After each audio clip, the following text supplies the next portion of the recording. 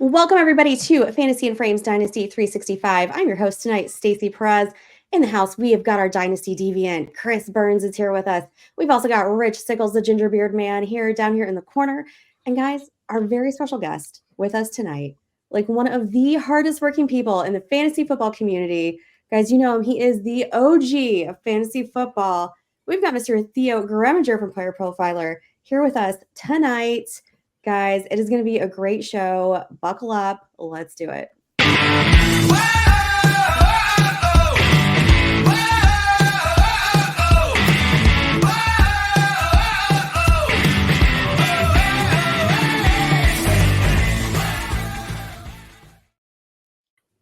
Guys, we have got, like I said, a great guest with us here tonight. Theo Gremminger. He is the director of content, the lead fantasy analyst, host of numerous fantasy podcasts, all of which you should absolutely be following. And last but not least, a prolific high-stakes fantasy football player. Welcome to the show, Theo. How's it going?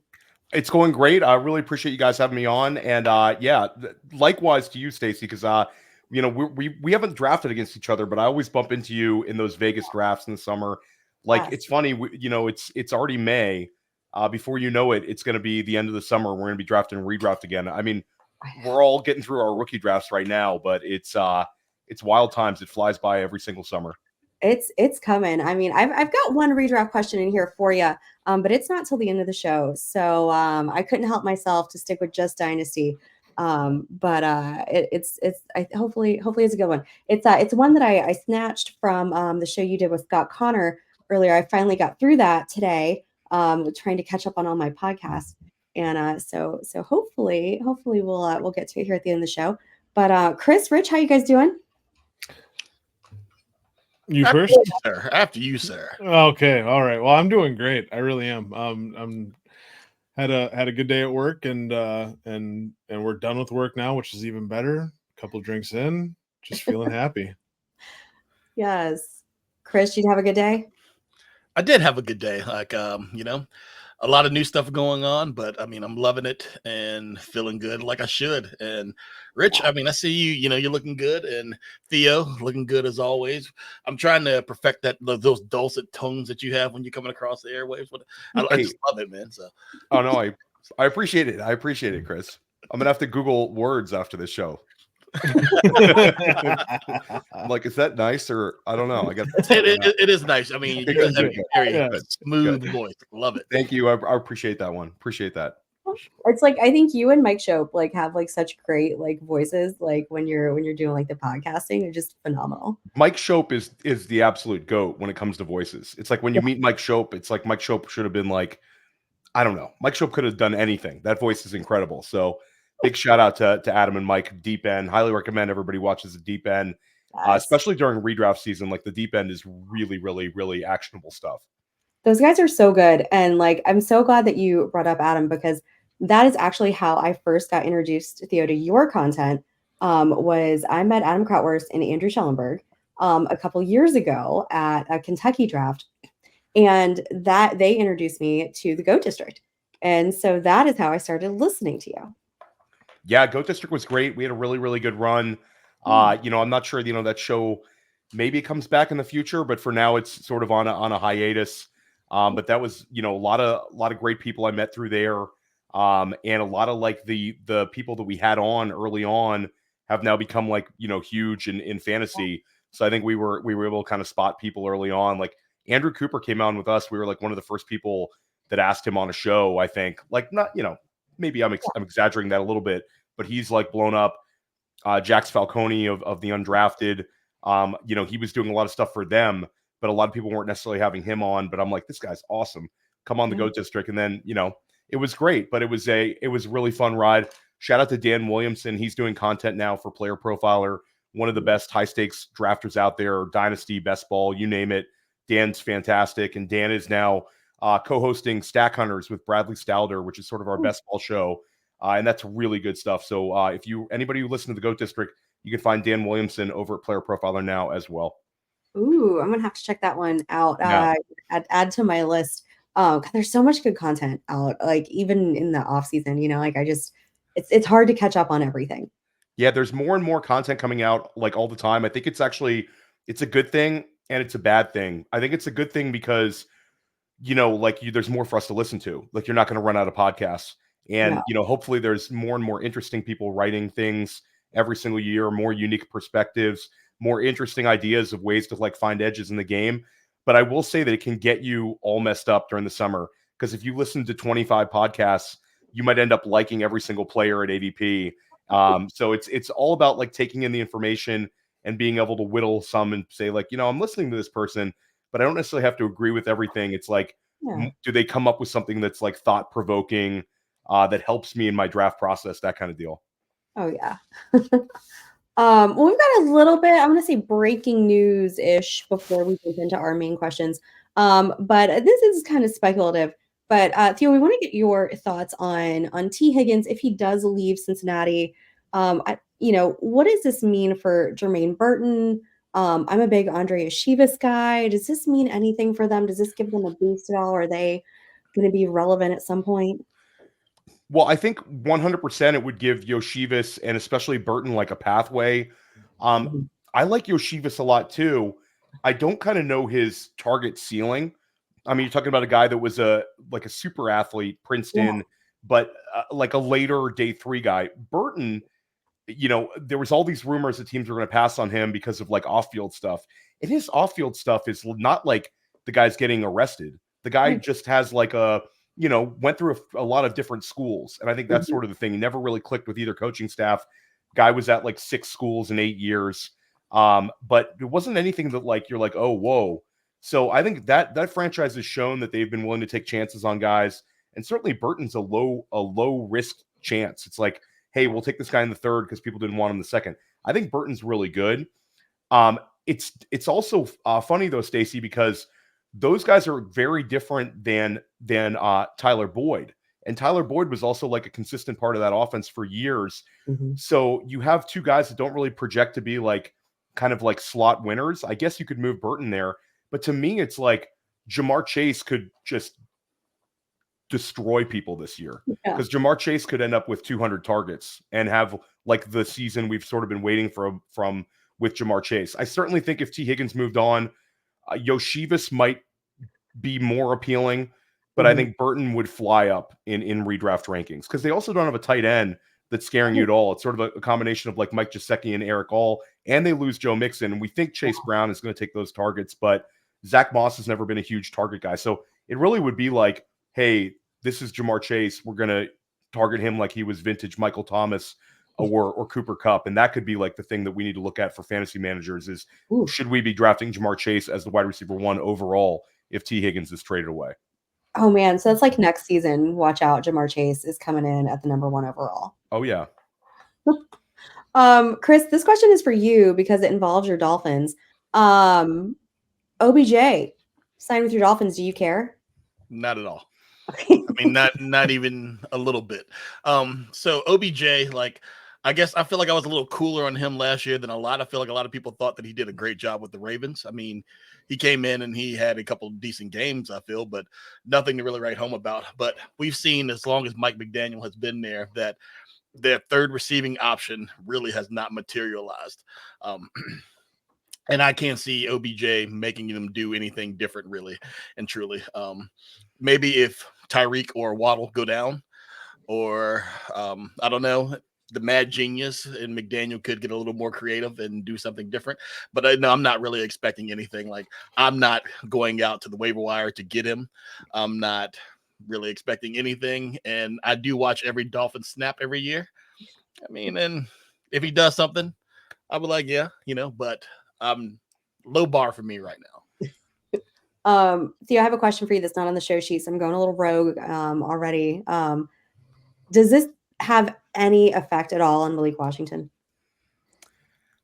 I mean, Malik Washington just feels like we're kind of chasing it a little bit. No, I don't. I don't think that's going to make that big of a difference, but I don't think either one really has a path to doing a whole lot this year.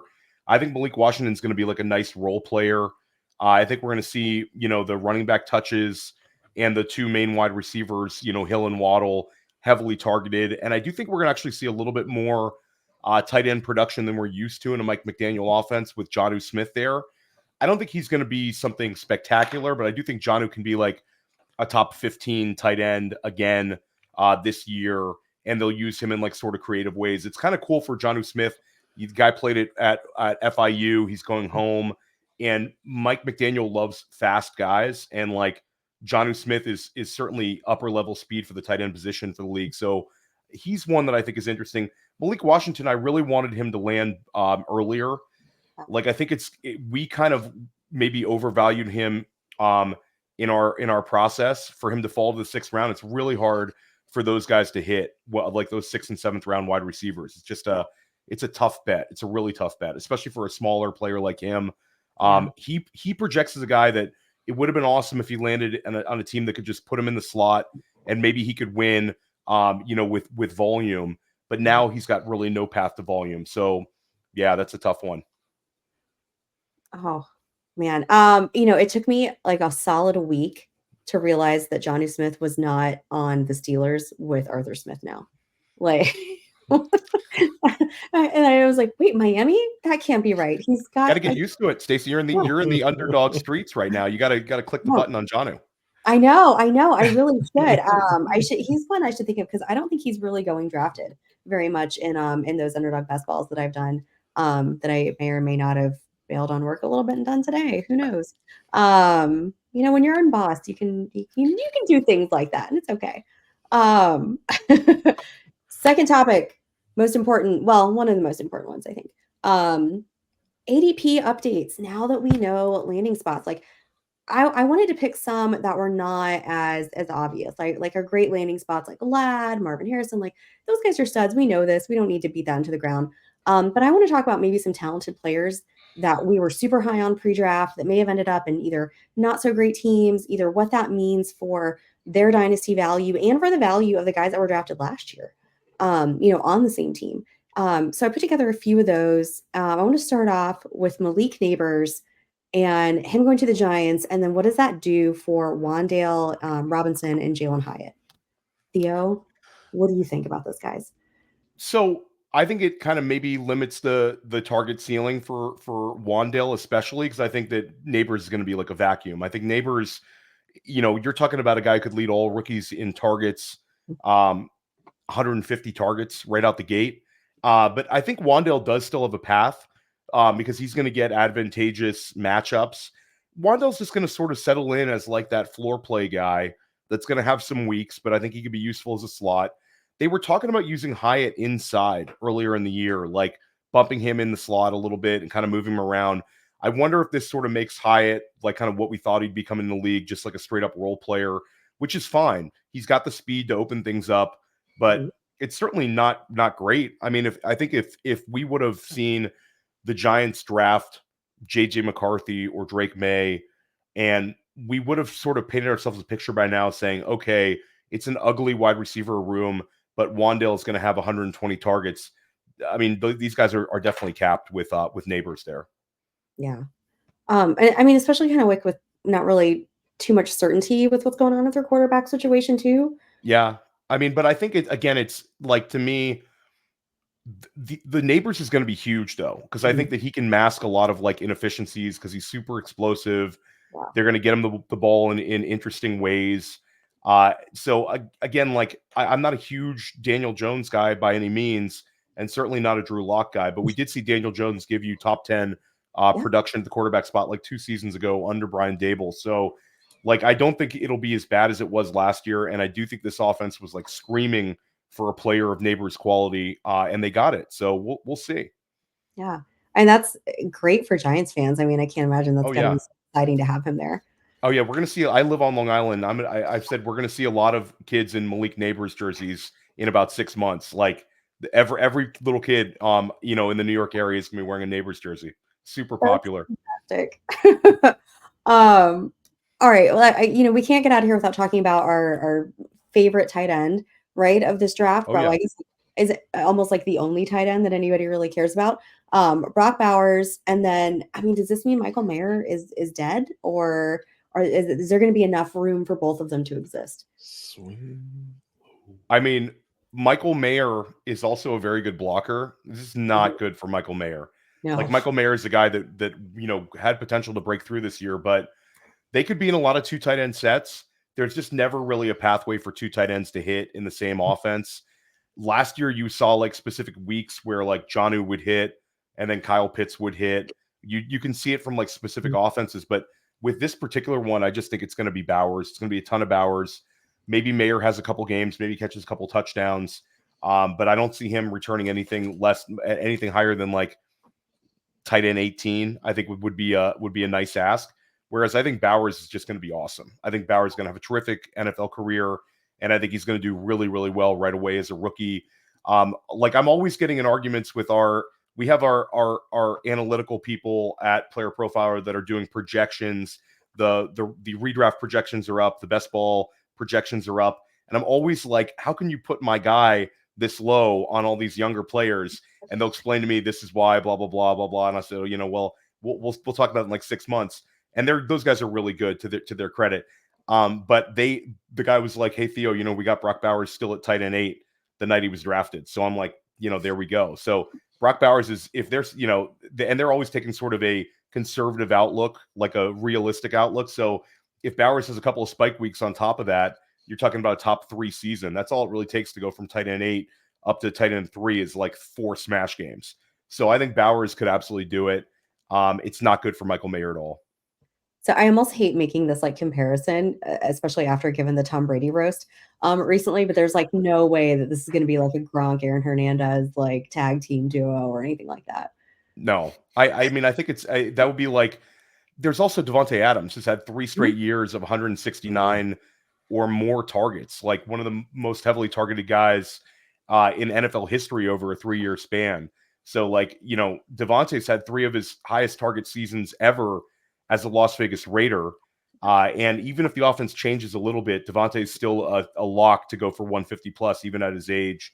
So there's just, it's not that many pathways. I think the one pathway for having the 2 tight ends kind of excel is maybe they don't trust the Zamir White backfield as much as they did Josh Jacobs. There's no indication that they're not going to try to do the same things with Zamir White as they did with Josh Jacobs. But maybe when push comes to shove, they're a little more open to passing inside the red zone, maybe a little play action to the tight end instead of, the tailback dive with Jacobs. I don't know. I'm trying to paint pictures here, but it's a tough one. You got to kind of galaxy brain your way to Michael Mayer viability. Oh, man. Okay. So I'm bringing it back to New York a little bit. I've got the Jets here. One of my favorite players from this draft was Malachi Corley. And here's what I'm so worried about with him going to the Jets is that we all know like Rodgers famously does not like to throw to rookie wide receivers. But listen, I saw some videos of Malachi Corley this week on the internet and man, I'm so tempted to go grab him, but it makes me a little bit worried about, how is he going to be able to produce and what's his value going to be like with Rodgers being there? I mean, like, wow, I'm getting all tongue tied, but like, Theo, what do you think about that? He's living in Aaron Rodgers' guest house. Aaron Rodgers has extended the guest house. Yeah. But Aaron Rodgers said you can live in my guest house, Malachi. So you have the guest house narrative, which is like, God. That's Stafford and Cooper Kupp having breakfast together again, all over again. That's big time. How did I not know? How did I miss this news? Yeah. So like Aaron Rodgers wants him to like, that's like the last time we saw a quarterback, having somebody live at his house was like Tom Brady with Antonio Brown and be like, come live with me. Well, no, Malachi's obviously, everybody loves Malachi Corley. Yeah. But that would have been good on the field, I think, if in terms of like, hey, we want this to work. But Malachi Corley, I'll say this. The Jets social media really wants Malachi Corley to be a thing. I don't know if that's an internal thing to kind of hype him a little bit. But Malachi Corley, he's definitely got a path. Mike Williams has been actually very effective over the last 2 years on games he's on the field, but he's struggled to kind of stay on an NFL field. This sort of seems like, not really a great bet to bet on Mike Williams to have some huge, year. So I think there's a pathway for another target in New York. Malachi's ADOT was so low at Western Kentucky. So it is going to take some creativity, but there's people saying this could like unlock the offense, use him in interesting ways. Now, whether that's like going to correlate to fantasy success or just making their NFL offense better, I don't know. but they definitely seem to want him to be a thing with the Jets. And again, we got this new narrative. So I'll say, I wish I came up with this one, but I think it was Anthony Amico from Establish the Run. I'll give him a shout out because he said this could be like a Randall Cobb, like Aaron Rodgers' new Randall Cobb, and that got me like really excited. Kentucky and Western Kentucky. Oh, yeah. Exactly. Oh man, I got it. I think the biggest thing that a lot of people, the whole Rodgers doesn't like rookies. Rodgers likes who he trusts. If he doesn't trust you, he's not going to give you the ball. Like even his boy Randall Cobb said that on Hard Knocks last season. He was like, if 12 doesn't trust you, you're not seeing the ball. So you earn his trust, he will throw it to you. Like, just how he is. My whole thing, my contention, and it's not because I'm a Dolphin fan.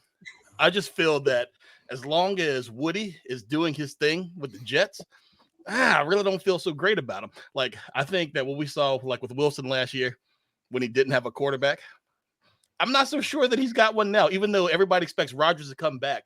I mean, he's 40. He blew that Achilles that everybody saw, and he was supposed to come back in record time, but he didn't. And everybody's expect him to come and be the savior that the Jets thought he was, which I think that's why the Jets fell into that trap last season. Instead of preparing a football team, they were just like, we got our guy. We are going all the way to the top because Rodgers was there. And like watching that Hard Knocks, which you see all they're doing is just praising Rodgers, not really doing their whole thing. Like the coaches are like, do your job plus a little bit more, but we got 12 back there now. So I hope that Rodgers does have a good season. I hope he plays the whole season. We can see what he does. But as we saw him tailing off before he left that team out there in Wisconsin, I don't know if you're familiar with him or not, Stacey. But, we saw his last 2 years there. We saw the last 2 years there where Rodgers wasn't the Rodgers that we know or whatever, right? And then, like, the last time we saw him in Green Bay is when Detroit was, like, not letting him get into the playoffs.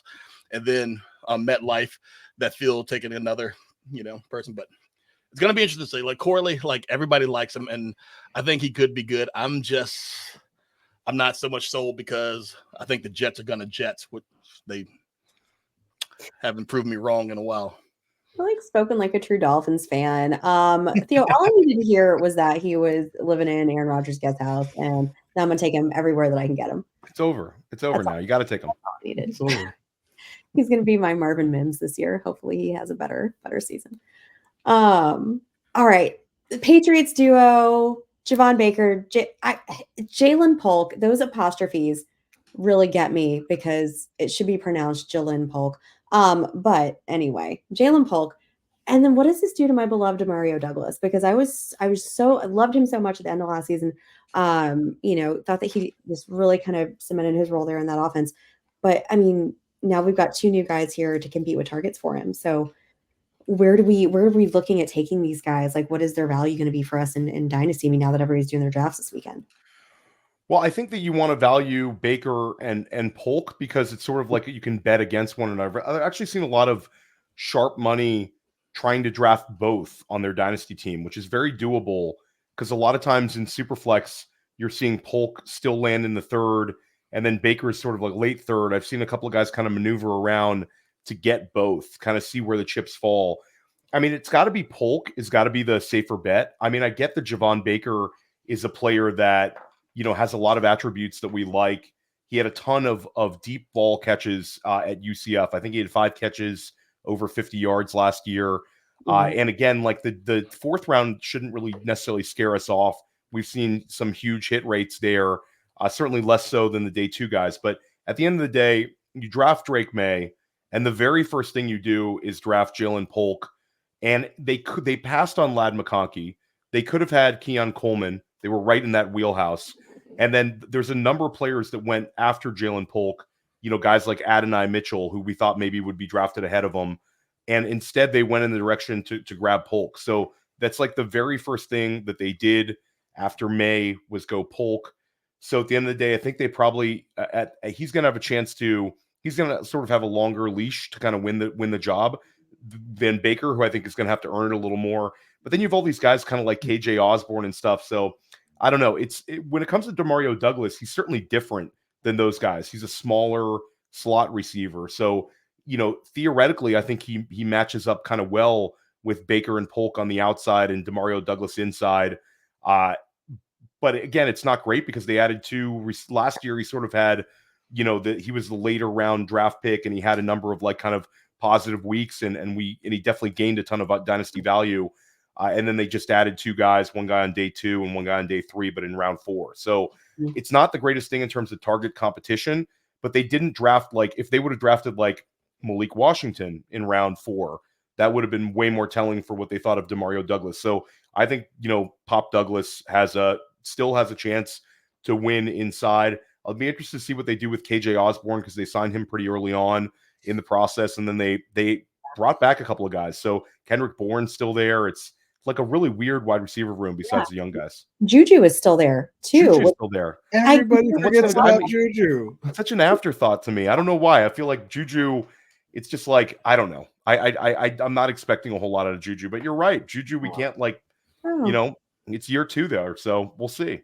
Yeah. I have too many shares of Juju that are just sitting on my benches right now, just waiting.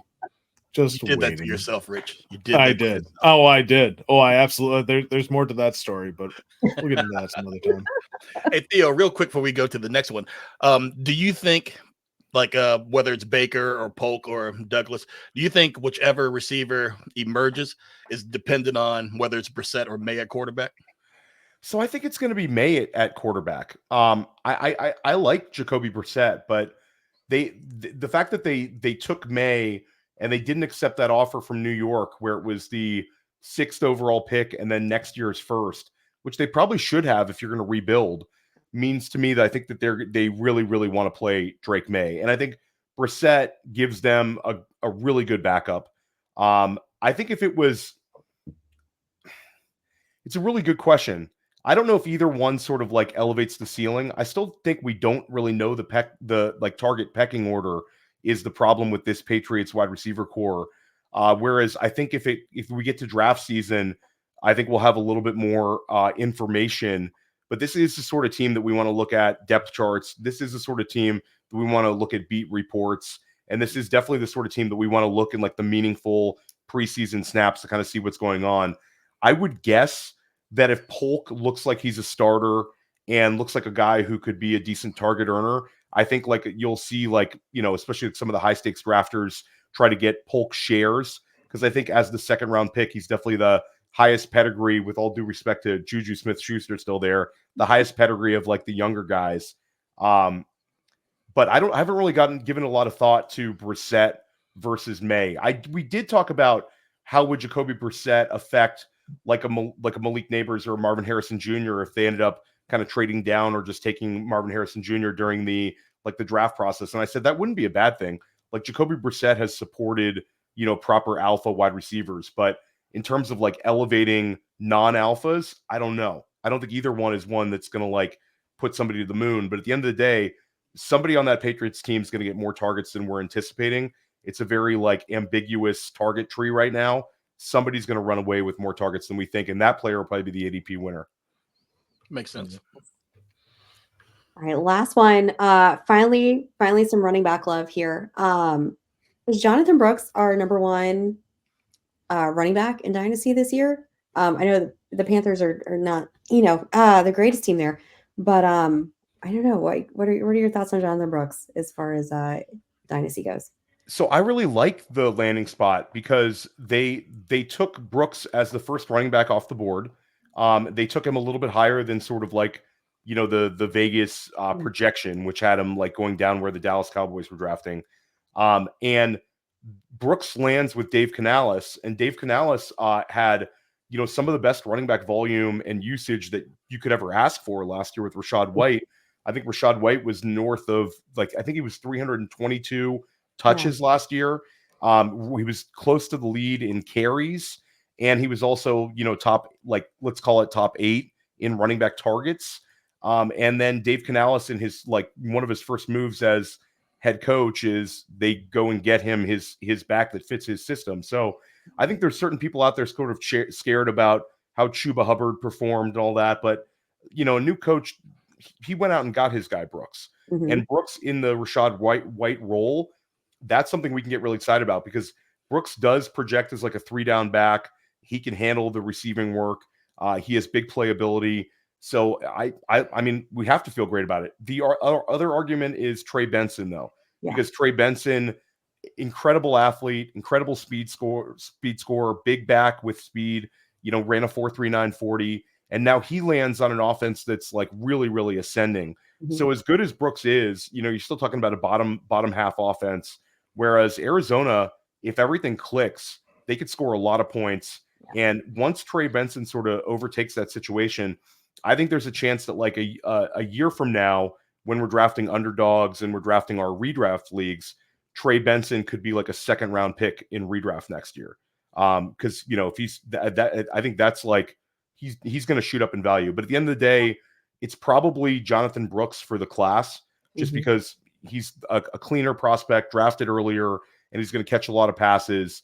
But I do think like Trey Benson could be maybe a little bit more useful for you, like super early on. Yeah. I love that landing spot for Trey Benson. That was just fantastic. Yep. No, absolutely. And there's actually a few running backs that I really loved where they landed at. And I was wondering, Theo, there's players in general that they weren't really on my radar ahead of time pre-draft, but now they are definitely on my radar going into my rookie drafts that I have going on. And I was just wondering, is there anybody that has landed on your must draft list just based off of landing spots? Well, I don't know if it's a player that I wouldn't have had any of, but certainly I have a ton more in my dynasty rookie drafts of Tyrone Tracy than I would have if he would have like gone to any other team in that range.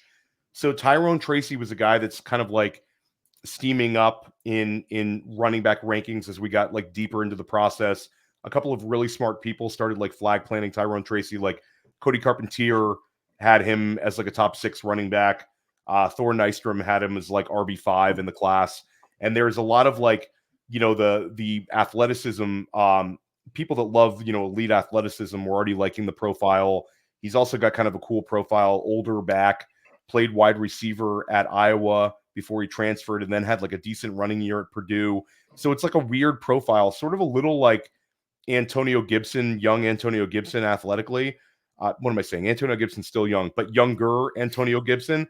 And now he lands in a situation where it's Devin Singletary ahead of him and then a couple of Jags like Eric Gray. So Devin Singletary was good last year. He was a very productive player. He lands with Brian Dable, who he had, a low-end RB2 season in Buffalo with, but nothing like crazy. And Devin Singletary is certainly not a guy that you want to bank your whole offense on. So I think Tyrone Tracy has a path to carving out a handcuff plus role. And then if he takes over that backfield with his explosive athleticism, his potential as a receiver, and the fact that offense is, besides Malik Neighbors, doesn't have a whole lot of like established alphas, I think Tyrone Tracy's got a really cool path, and he's cheap in rookie drafts. There's definitely people reaching for him now. You see it in the FFPC drafts, but it's still, you're often seeing him end of the third, early fourth, those sort of somewhat throwaway picks long term. So Tracy's a guy that I've definitely taken a ton more of than if he would have landed differently. And then I was on Ben Sinnott, but like now I've drafted him all over the place. I think he's a stud, and I think he's going to be one of Jaden Daniels' preferred targets. Chris Cooley's like gushing over him, saying this would have been like Joe Gibbs's guy, and talking about how his potential, like the Washington loves Sinnott, and I think Jaden Daniels will as well. It's a really nice fit for Daniels. And also we have the fact that Washington, didn't really like draft. I mean, Luke McCaffrey, I think, is going to be a good deep threat, but they didn't draft like a wide receiver to play opposite McLaurin and kind of threaten Jahan Dotson. I think McCaffrey's going to fit in 3 wide receiver threats sets. So Sinnott's, really versatile. They said he can play a little H-back. He's a good blocker. And he's also, can make plays downfield. So Ben Sinnott, I'm really, really into, but I think I would have had him, no matter where he landed, but certainly trying to get a lot more of him in sort of an open situation in Washington. Yeah. Theo, I don't know if you noticed Chris and I giggling when you were talking about Tyrone Tracy, because we literally had an argument this morning. We're doing a rookie draft right now, and we adopted an FFPC orphan, and we're the 5th round. And, with those, they're like a 10-round rookie draft, right? And they include all the free agents that are available as well. So Demario Douglas is sitting there. and I'm like, banging the drum for Demario Douglas. And Chris and Tyler, who is part of our group at Fantasy and Frames too, it's the three of us doing this. Were like Tyrone Tracy. And I'm going to have to eat some crow now. I think Chris may have sent you a message before the show telling you to say Tyrone Tracy, because I was like, Chris has good taste in mid round dart throws and FFPC drafts. I feel like you talked me into him now. Now I feel like I need to wait. Hold on, Theo talked you into him. Yeah, I need to apologize to Chris and Tyler. I feel like Theo said everything that I said. That's right. I mean, he said it better. He said it better. That's what matters. That's what matters, Chris. He said it better. I was ready to let go of Demario this morning, but maybe this afternoon and this evening I can let go a little bit. That was so funny. We're like, Chris and I were just like, Tyrone Tracy, here he is. We got him in the 5th round, by the way. That is where we got Tyrone Tracy earlier today. Yeah, Chris, you've got some rapid fire questions, don't you? Yes. So Theo, a couple of rapid fire questions, and it's kind of like who would you rather have or whatever. So I'm gonna give you a couple situations and then just let you just fire from the hip on which one of these guys you think is going to have a higher impact for fantasy this season. So we'll start with everybody's darling. Everybody loves this guy. Would you rather, who's going to have the higher fantasy impact? Is it going to be Ladd McConkey or Rome Odunze? Oh, that's a good one. I'm going to say, if you want early, I'll go cop out. Early season, Ladd McConkey. Second half of the season, Rome Odunze. We saw this with this is rapid fire, so I won't go too deep. But I'll say Ladd McConkey over the first 8 games, Rome Odunze rest of the way. Okay. Richard, did you have something to say? You wanted to say something. Are you going the other way or? No, I was a little surprised. Rome Odunze, I really like Rome Odunze. I have a feeling he won't have too much of an impact this season. I think Ladd McConkey is going to have the better season throughout. That's my personal feelings on it, but I think that's definitely a fair bet, and I think Ladd McConkey certainly has a much safer floor. Ladd could have 140 targets and lead that wide receiver room, but I do think Rome Odunze, as the season moves along, especially with Chicago potentially, competing for a playoff bid, Caleb Williams sort of getting more acclimated. I think earlier in the season, you're going to see him kind of defer a little bit more to those 2 veteran wide receivers who were top 8 wide receivers last year and more, and certainly Keenan Allen. But I think as the season progresses, we saw this with CeeDee Lamb in his rookie season, where it was Amari Cooper as the alpha. Michael Gallup was getting drafted like a wide receiver 2, and they drafted CeeDee Lamb in the first round, and he had a couple of games in the first half of the year, and then the second half of the year, he led that wide receiver room in fantasy production. Sort of like a talent finds a way. Rome's really, really good, and I think it's going to take a little while, but I think as the season moves along, you're going to start seeing him have some big impactful games second half of the year. So yeah, I mean, I think if you had to go for the entire season scoring, it's probably Ladd. Who would I rather have in the fantasy playoffs? And certainly in the money weeks, if it was underdog, probably rather have Rome Odunze. Okay. Theo, bonus question on that. Thank you, Chris. Yeah. How high does Ladd get steamed up this redraft, those boards in August? Where is he going to? I think he's definitely probably. It's difficult to say. I'll say for FFPC, NFFC, I could see some speculative people pushing him up to the 7th round. I don't think he's going to get pushed into the 6th round because I think people are going to be a little bit apprehensive about the target volume for anybody in that offense. I think it's going to be kind of a run heavy offense. Maybe I'm wrong though. Maybe Ladd could get steamed up higher than that, but I'll say 7th round for a guy that's a de facto team's wide receiver 1. I think that seems about right. Wide receiver is just so deep this year to project, somebody to kind of break through. There's just so many guys we can paint a picture for across the board. So 7th round sounds about right. It's certainly for maybe NFFC, which is a start 3 wide receiver, higher stakes. I think maybe 6th round. People are going to like Ladd McConkey as the summer moves along. He's just, he's a set it and forget it guy who's just going to get a lot of targets. He's a great separator, a great athlete. And we have a quarterback who we know can get people the ball. So unless there's somebody emerges from the rest of that wide receiver room, I think certainly you'd have to bet on Ladd McConkey to out-target guys like Josh Palmer. I mean, he's already getting to be so difficult to get just in the best balls that are out there right now. Yeah, and for it's sure. May, so And nobody wants to stack Herbert. You can build these like really cheap secondary stacks in underdog right now with Ladd's moved up a little bit, but you're getting Herbert as a quarterback too, and you can get Ladd McConkey and Josh Palmer, and then take a dart throw at one of their tight ends in the 20th round. Yeah, go grab your little Kamani Vidal in the later rounds. Oh yeah, you get a little Kamani Vidal for sure. Gus Edwards though, I like Gus a little bit. There you go. The Gus bus. All right, so the next one, which of these two guys are going to have the higher fantasy impact this year? Drake May or JJ McCarthy? Give me Drake May, because I think Drake May, even though I think that the weapons are lesser than Minnesota, certainly, I do think that they're going to give Drake May, he's going to be sort of a potential one-man gang in games like we saw with younger Josh Allen, where he's got potential to be used around the goal line, short yardage, maybe some design quarterback runs. I think they'll take some shots. Whereas JJ McCarthy is going to get on the field if he's kind of mistake-free. And I think he's got his two main targets. Well, with TJ Hawkinson out, it's going to be a ton of Justin Jefferson. It's going to be a very good amount of Jordan Addison. But I don't think they're going to give JJ McCarthy opportunities to use his legs. I think he's going to have to be an opportunistic scrambler, which he definitely can, and eke out a little bit of scrambling like that. But I think Drake May, New England's kind of a landing spot where they've been haunted by Josh Allen for so many years that I think they finally have like sort of a Josh Allen light, big-bodied quarterback with some athleticism that they're going to use in the running game. That makes Drake May's fantasy ceiling higher. JJ McCarthy wins more games though this year. I like that. I don't know how I feel about a Josh Allen light.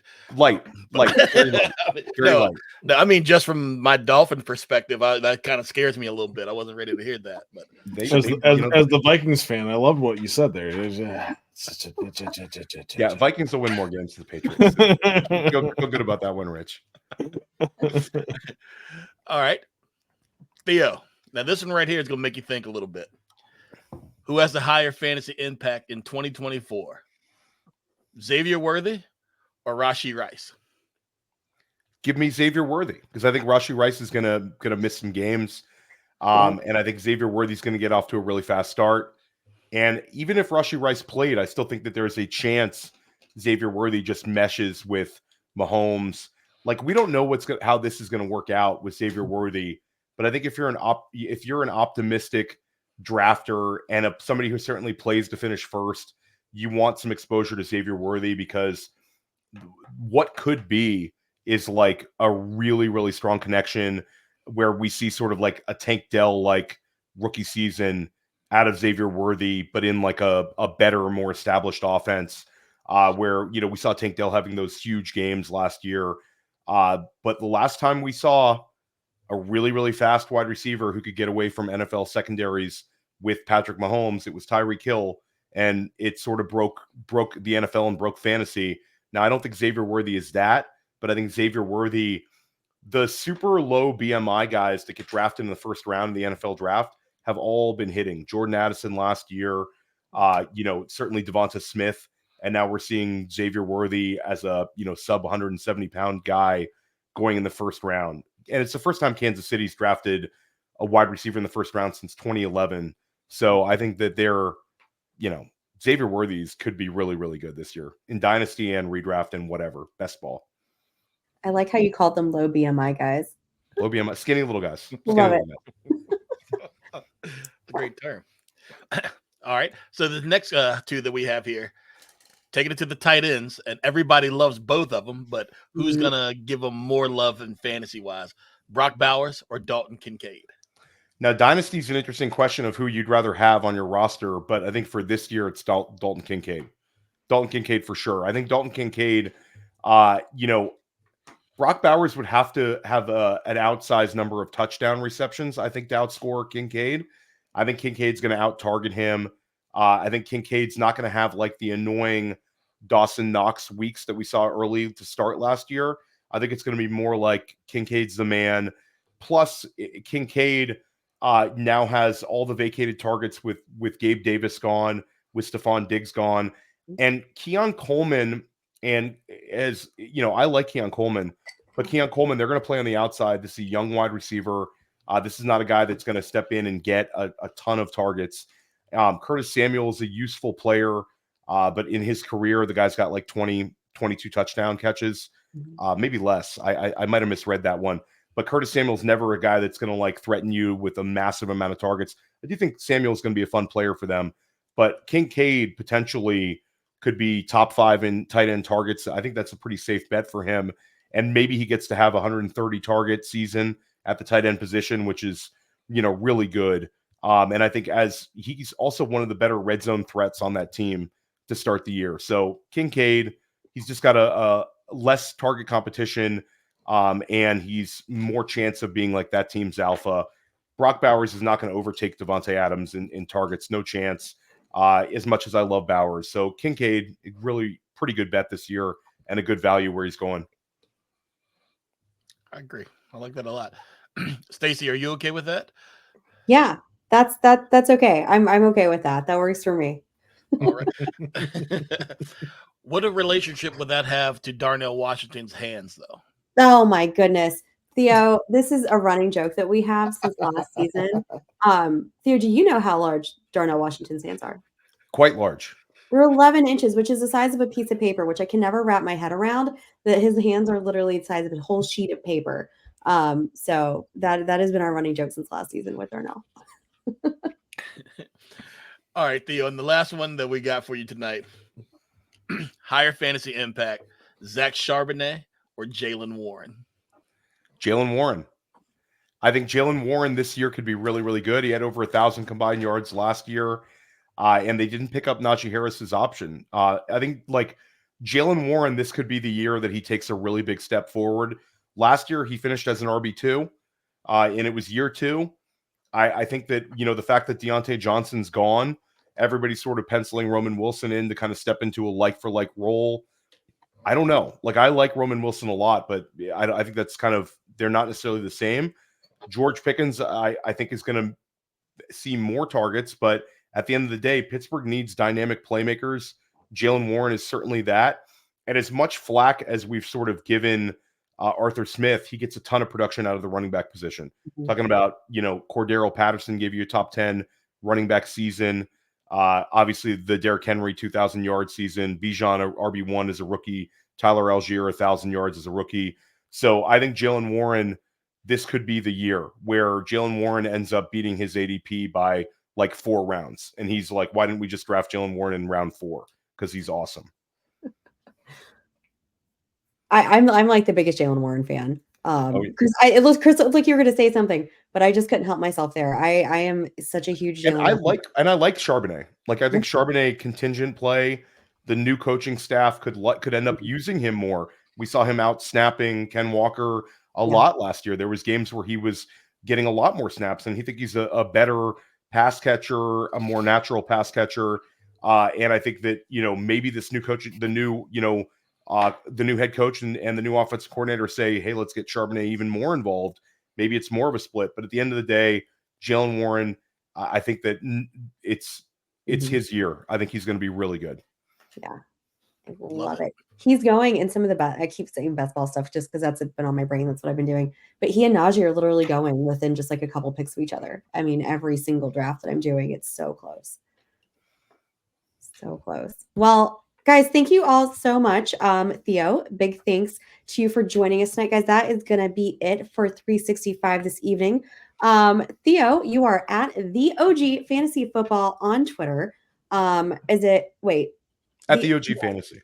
Fantasy. I don't know why I was adding Fantasy Football in there. I'm sorry. At the OG Fantasy on Twitter. So guys, make sure that you are following him if you are not already. But Theo, please tell all of our listeners where they can find you during the week. Yeah, so thanks for having me on. I really appreciate it. And you can find me on Player Profiler, Player Profiler YouTube, Player Profiler podcasts, my written work at playerprofiler.com. Sonic Truth, we're recording every week. That's Matt Kelly, Alan Sislowski, and myself. I do Dynasty Life, which is like my main Dynasty podcast with guests. Do press coverage as well. And then First Class Fantasy with Billy Muzio should be coming back soon, maybe next week. We were going to run it this week, but this week is kind of crazy. So next week, back with Billy Muzio. And then we do some episodes of Futurecast, which I do with Maddie Keenwom, where we really take a look at the particular class. So that show goes a little bit in hiatus, but in terms of looking at the 2025 class, we'll do that a few times throughout the year, take a bird's eye view of sort of what our rookie draft picks are worth coming up. And we're still doing a lot of rookie analysis now. So Player Profiler, find it all over there. Awesome. Well, again, thank you so much for spending your evening with us, hanging out over here. Guys, make sure if you enjoyed the show tonight, go give us a like, a subscribe, a follow would be great. Chris Burns is at Dynasty Deviant. Rich Stickles over here is at Rich Stickles GBM. I am at Stacy_Perez83. Again, we will be back next week with some more great Dynasty content. But until then, have a good night.